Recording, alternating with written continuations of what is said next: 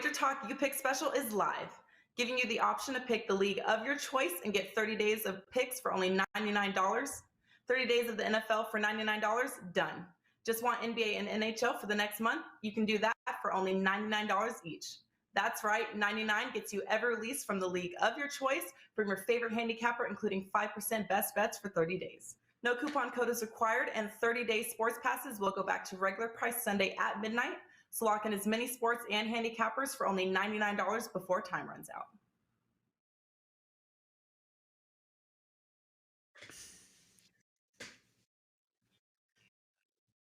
Welcome back right here to Wager Talk TV, guys. I'm Andrew McInnis, and you are watching Puck Time, and you guys can watch this and listen, of course, on all podcasting networks as well, all across the board. We are happy to have you guys with us. We hope you guys had a great week.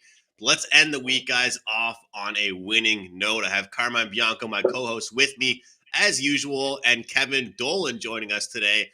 Just 2 games today. We're going to touch on one more game on Saturday's massive slate. One thing I have to touch on to start off this show, I saw a great response on social media last night about my best bet. Troy Terry, he now has a point in 16 straight hockey games, and that price to get a point for him was just minus 125. Some real good games yesterday, but also some massive blowouts in the NHL. But Saturday's card does feature some pretty competitive games. And of course, today's 2 games, well, some teams that are doing well and some teams that are slumping, and we'll see if they can get out of those slumps. But Carmel, I'll throw it to you, man. 11 in a row now for you. Again, I'll keep on saying it. I thought I was starting to heat up and run hot in the NHL, but you're making us all look bad, man. You're killing it. Yeah, no, it went well. I'm kind of happy about it. Yesterday was one of those days where I mentioned it just a little while ago.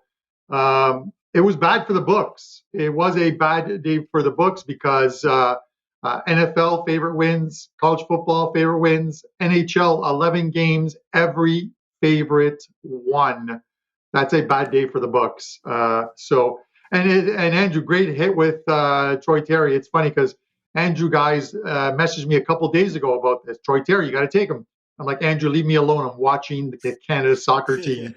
And I wish I would have taken him then and yesterday. I didn't. So kudos to you for that. So I'm looking forward to it. Like with the huge slate on the weekend of NHL games. It's an action-packed weekend. We have a couple games tonight. We're going to discuss also the Tampa Bay the Tampa Bay New Jersey Devil game, which goes tomorrow. So we have 3. And then I'm going to do my 6 in 60 segment where I'll do a first look at 6 games for tomorrow that caught my eye. And then usually Saturday mornings, I will review the games and maybe a couple of them will make my actual betting card. But 6 in 60 is a good feature and a fun feature. And we have my favorite Irishman on the show today. So let's bring him in. Mr. Dolan, what is up? What's happening, fellas? Good to be back on the show. Yeah, all good. My end came off a nice 2-1 night last night. You talked about the NFL college there as well at winners and that. NHL, that was my only loss. I had Dallas under in that game, which, looked good going into the 3rd period. But then it kind of blew up after that. And obviously we did unfortunately drop our 5% NHL play on Wednesday as well. Had the Seattle Kraken to beat Chicago in that game. Kraken outshot them 33-19 all over them, especially, as well over the final 2 periods when they were pushing. And this Seattle team are really frustrating offensively. All the metrics are there, continually getting into good positions, but they just can't finish. And of course, on the other end, Gruber had another stinker. So we'll get it back anyway. Look, went 4-1, 80% last year, and all 5% NHL top plays. So it's good to get that one loss out of the way early in the season. And apart from that, got a 4% best bet loaded up for tonight in the NBA. You know how good we've been on those. Well over 60% over the last 120 plays. And stacked yard in college and NFL for the weekend as well, including a 5% best bet. So all good in my end. And, looking forward to talking some NHL today. Awesome, Kevin. Well, happy to have you here. And guys, make sure you check out Kevin at WagerTalk, WT.buzz/KD. Not Kevin Durant, Kevin Dolan over at WagerTalk.com. And Kevin, that game from last night, not to touch on a loss, but I mean, it's just those kind of bother me because it's one team that carried the scoring. You know what I mean? And I was talking about this on yesterday's show, where sometimes you can see a team trending towards the over, but they're not really the ones doing the scoring. And Dallas, you had a right read on that one. They didn't score many, but then Minnesota blowing them out kind of hurts the over or the under. And those kind of sting, because with an under, you kind of need both teams to underperform. And I guess that was one of those ones where one team just hit the over on their own. And I hate that stuff. Honestly, it bugs me. Yeah, true enough, Andrew. But look, I can't complain that much because we had Louisville in college. Obviously, huge blowout there, easy cover. And we had the under in the NFL Thursday night game as well. So, look, any night I can go 2-1, I'm happy enough, So, it could have been a sweep, but sure, what are you going to do, Oh, absolutely. Absolutely. Yeah. Congratulations. 2-1 night. Let's try and find some winners for today. So, like Carmine mentioned, we are talking about Colorado, Seattle, Winnipeg, and Vancouver. But then we're talking about tomorrow's game with the Devils and the Tampa Bay Lightning. But let's start things off with Colorado Avalanche and the Seattle Kraken here. We spoke about the Kraken a few moments ago, and they're at home right now, a team that I expected to be a much better team at home, score more at home, maybe see more overs at home, and be a different team on the road. Seattle's plus 120 at home now. Colorado minus 140 road favorites. Total sits at 6 in this one. And I'll say this, talk about advanced analytics and all these numbers. Carm, how long has it been now that I've been saying their numbers were not what they should be? I think it's been maybe 2.5 weeks where I've said that they're going to slowly slip down these power rankings of advanced stats. And I think we're starting to see that with Seattle, and also maybe starting to see the Grubauer, doesn't like his new defense in front of him. Yeah, it's tough, Andrew. We talked about it was a goalie carousel in the offseason, a lot of changes, and obviously this one, the Grubauer one. It's a different team in front of you. You can't expect a team to play or a goalie to have the same numbers with a different team in front of them. We see it more than enough times when a goalie on his regular team loses a couple defensemen, how it hurts. It's the line juggling that goes on. But, I looked at this game overnight and I just thought to myself, minus 140 for Colorado. This line absolutely stinks. It reeks of a trap, but I can't find one. If you can find a trap in this game, all the better to you. Colorado was 6-4 last year in the second half of back-to-backs. They come off a game where, listen, Vancouver played them tough last night. It was a good showing by the Canucks. But you can't give a team like Colorado 3 power plays, 1 empty net goal, and that was the end of it. Specialty teams killed Vancouver last night. But with that said, Grubauer playing against his former club, it's his first shot at them. I don't know. You're just getting, it's such a low price on a good Colorado team that is scoring goals. 7-6-4 their last 3 games, 17 goals. They're scoring goals. Yes, it's Vancouver. Yes, it's San Jose. Yes, it's Vancouver again that they did it against. But they're not taking a step up. They're taking a step down against a Seattle team that's allowing goals. The Seattle team has allowed 4 or more goals in their last 5 games, all losses. I just don't see where the win comes here from Seattle unless the Avs drop an absolute, for lack of a better word, deuce on the ice today and play a flat one. I just don't see it happening. It's got to be Colorado laying the buck 40 tonight. Kevin, what do you think? I just love the fact, I opened the intro slagging off Seattle and you hit me the first game with, what about Seattle? So, look, I mean, Grubauer's numbers have been garbage this season, whether the defense isn't stepping up or not. I know people obviously out there are probably going to go, well, why the hell did you pick him to deliver a 5% for us on Wednesday? But it was the situation for Seattle, to me, in fairness. Their offensive numbers are still good. 5th on the season in overall percentage of scoring chances created. Plus the fact I felt Chicago were in a really bad spot in that game, going on the road after the 3-game homestand. They'd lost every single game on the road up to that point as well. And, they ranked stone last in the league in expected goals this season. I thought it was the perfect storm.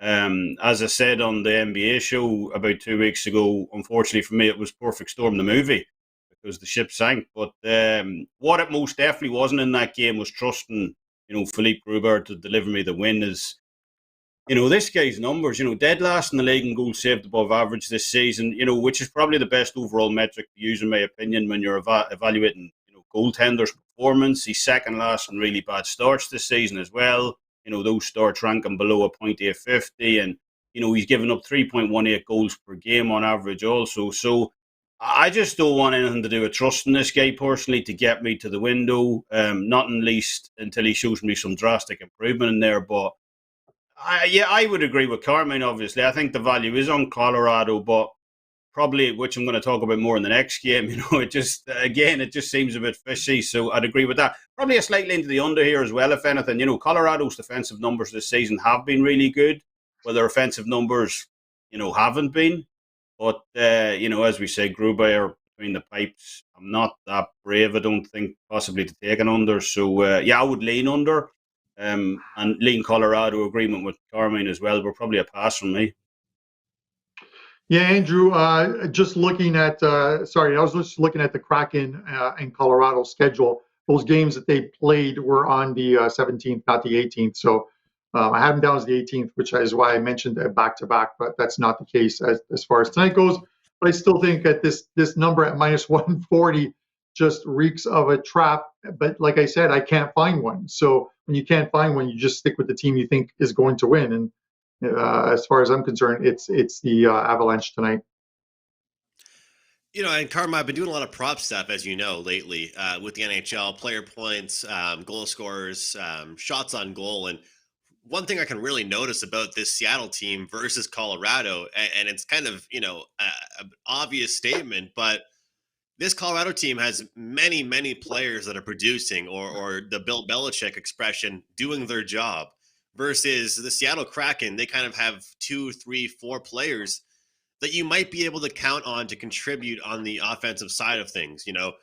Jordan Eberle is not going to be able to score a goal every single night for them. There's only so many guys on this Kraken team right now that are contributing over the last 5 to 6 games, and albeit they're slumping, I'm not quite sure. I feel like with expansion teams and new teams in general, it's hard to really understand it and know kind of their tactics and what they're going to do. It's the same. You play pickup. I play pickup basketball. I go to a new court. I have no idea what skill set these players have or what chemistry they have. You play that team a couple times, and all of a sudden you know their tendencies.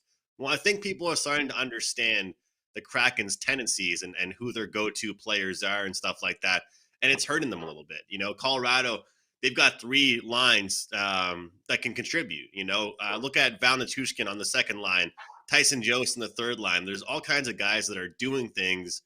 And all this is being said without Nathan McKinnon being in the lineup, So I get it, Carm. We're kind of doing the old sniff test to see if this game is a little fishy. But I don't think it is. I think Colorado gets the job done and has a successful night. But it is kind of a big game for Seattle at home, which is why, from the total standpoint, I don't think they can beat Colorado in a low-scoring game. And that's kind of, I agree with both you guys on the under, but I just also think if Seattle has a chance here, they can't just score. They have to score 3 or 4 goals to beat Colorado. Would you agree with that, guys?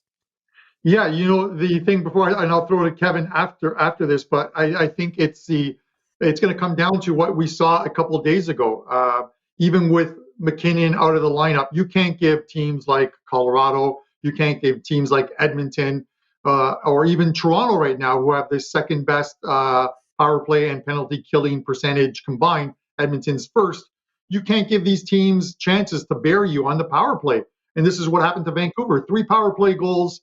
The final one is an empty netter. Vancouver played them extremely well and close. That was a good game by the Canucks and probably one of their best in the last 10 days or so.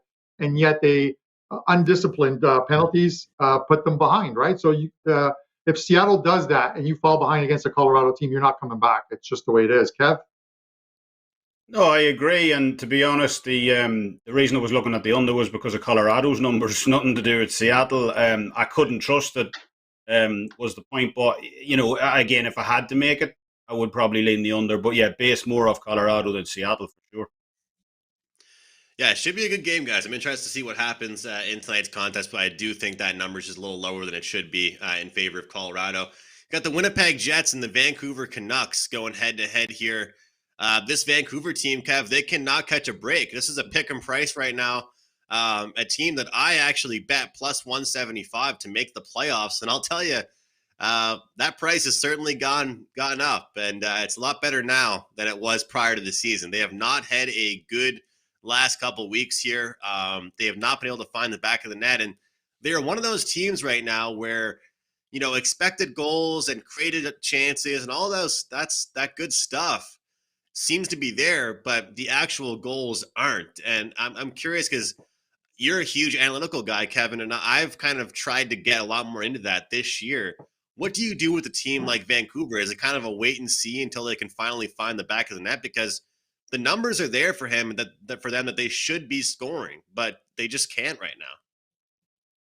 I mean, it's tough, Andrew, because, we've talked about this before. We're kind of like soccer and NHL running like a parallel path. And there are teams who do well on expected goals and expected goals against all season. And yet you could be going 35, 40 games, to see any kind of positive results. So it's not something I would definitely trust. It's something that I use, as part of my handicapping. But yeah, I mean, that is fine and it's good for analysis and stuff like that. But you definitely need, that yourself, you definitely need other factors, apart from saying, because I mean, we talked about last year, the Philadelphia Flyers had absolutely fantastic numbers, and yet were one of the worst teams in the NHL. So I think this looks like a cheap price in Winnipeg tonight. In fairness, I thought the Jets played really well last night against the Oilers, despite the loss, outshot Edmonton by almost 50% in that game.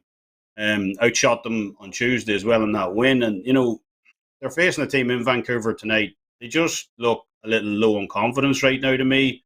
Obviously dropped the last 5 straight. The last 4, which came by multiple goals as well. So, despite those analytics, they're just not getting it done, as you said. And, Winnipeg laying a cheap number here almost looks a wee bit too easy. Checking out the goaltender situation, Eric Comrie confirmed the nets for the Jets. He's been good this year, 4 starts, 3 of which were graded quality. He's allowing under 2 goals per game as well. And he faces a guy in Thatcher Demko who's allowed 10 goals over just his last 2 starts. So I have to probably look towards Winnipeg here. I can't see any reason not to trust them on this line personally, as Carmine said in the game prior. But as I said, potentially that makes me a little bit nervous as well. Again, could be a fishy game. Looks a wee bit too easy. But look, I'm naturally suspicious by nature. I'd probably make a great border patrol guard or something, in fairness. So yeah, at this price, I have to go Winnipeg tonight. But it's definitely at this price, Winnipeg's the play. Great stuff. Kevin looking towards Winnipeg here. And it really is 2 teams tonight, Carm, or 2 games where we've got 2 teams desperately looking to get their swagger back, or at least find it in general. And yes, for the last game, you said could be a trap. Is it in this one, Carm? I mean, are you looking to bet the team that's turning it on, or the team that's desperate here for a win?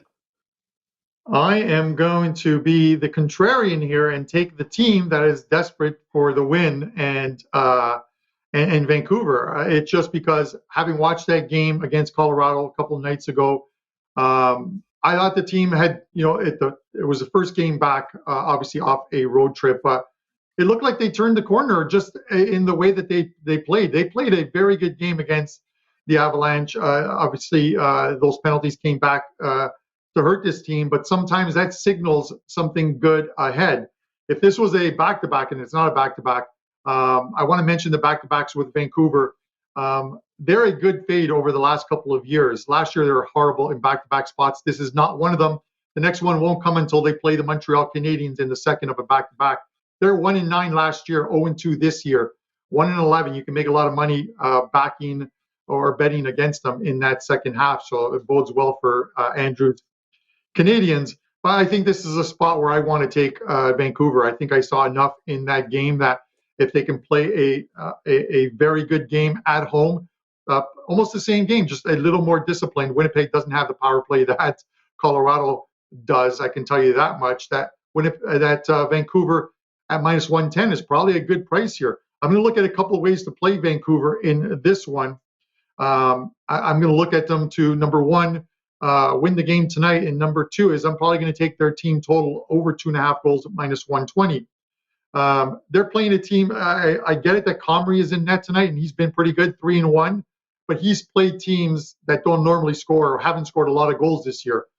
New York Islanders, Chicago, Dallas, LA Kings. This Vancouver team can score goals, a lot of puck possession. So this is one of the reasons why I'm looking at the over 2.5 team total and Vancouver to win tonight. So give me the Canucks at a very short price.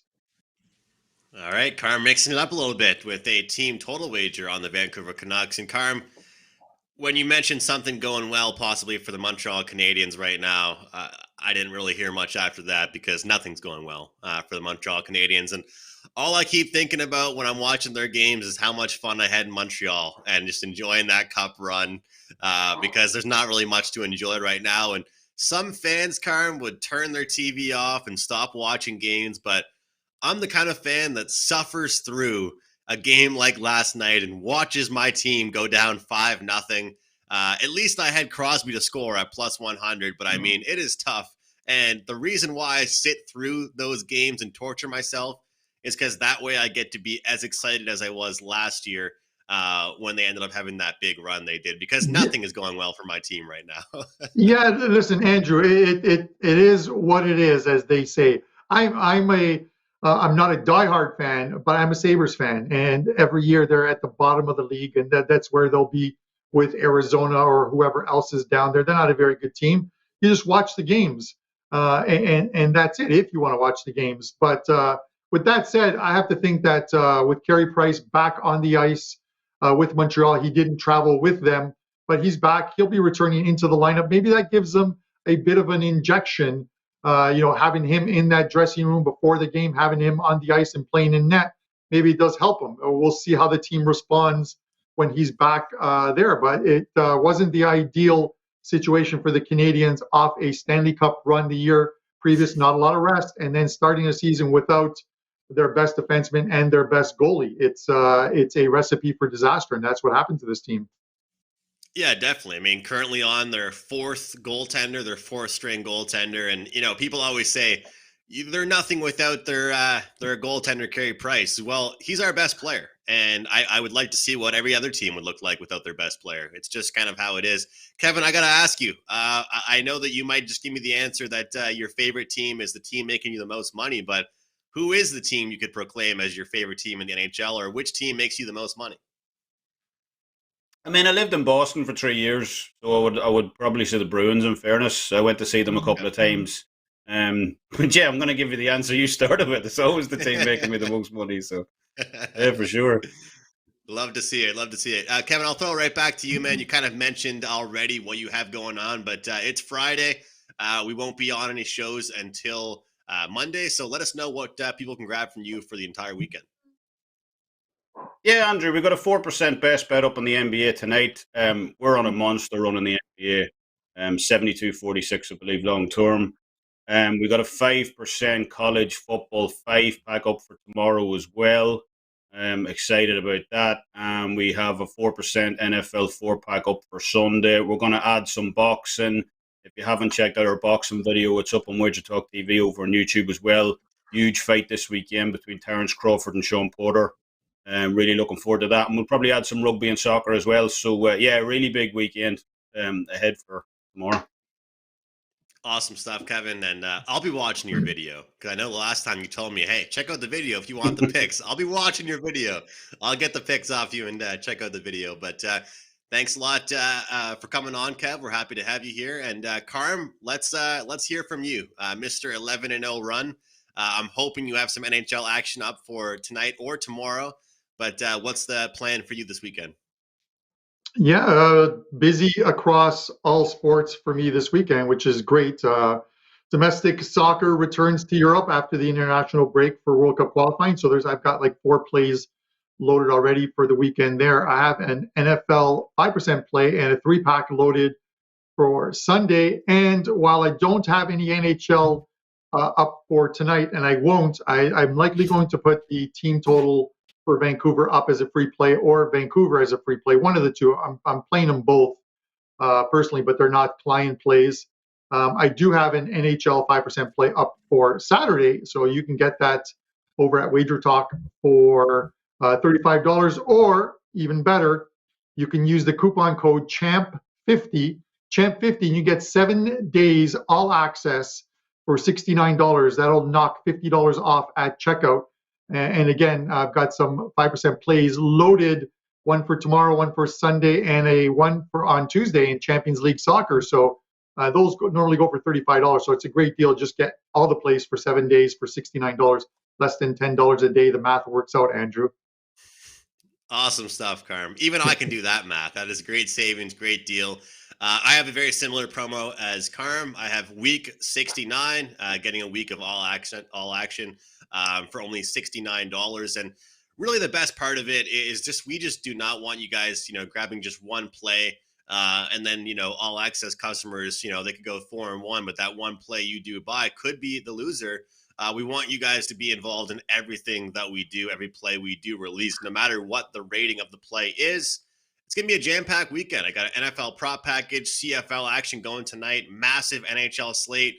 I have one play I'm really eyeing for a potential 5% tomorrow, just waiting to confirm some information. So use that promo code WEEK69, get a week of all the action for only $69. But we have one more game to get to. Best bets at the end. Do not forget, though, we have Carmine's segment, 6 in 60, where Carmine will sound like an auctioneer and rattle off a bunch of winners for us for Saturday's action.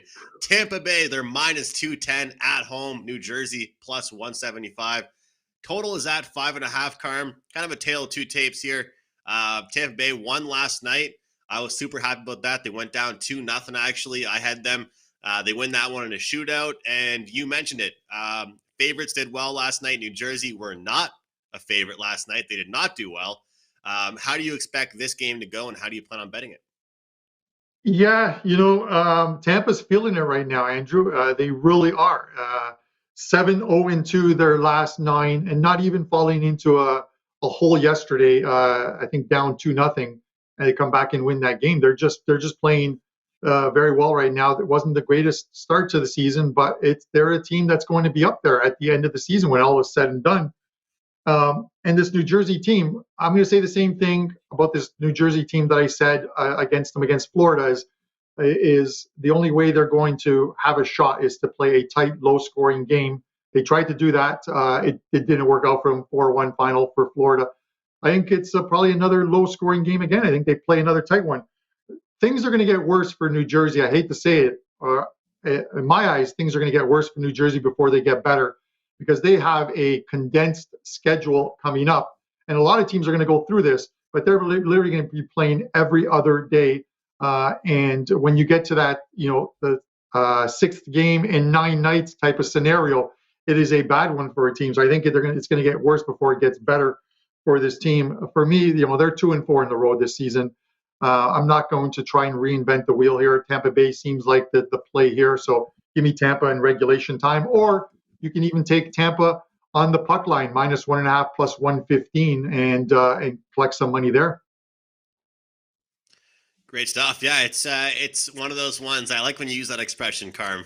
Try not to reinvent the wheel. It's one of my favorite ones that you use, because I find that in hockey handicapping, sometimes we can overthink things. So I got to ask you, Kevin, is this a game where we could overthink it and maybe the dog is live? Or is it one where we sit back and say, like Carm said, the Lightning are starting to heat up here and we don't want to get in the way of it?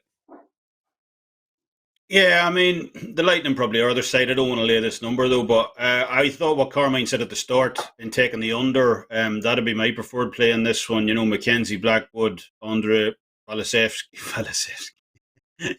Expected to start in nets for tomorrow afternoon. And, both of these guys have been pretty reliable all season. Vasilevsky and Blackwood have both posted an almost identical save percentage this season. Blackwood 0.923, Vasilevsky 0.922. And both guys' GSA average is in the top 20 in the league this season as well, along with Vasilevsky being tied for 4th in the league this year on number of quality starts as well. So, under's definitely the way I'd be looking to go in this one tomorrow.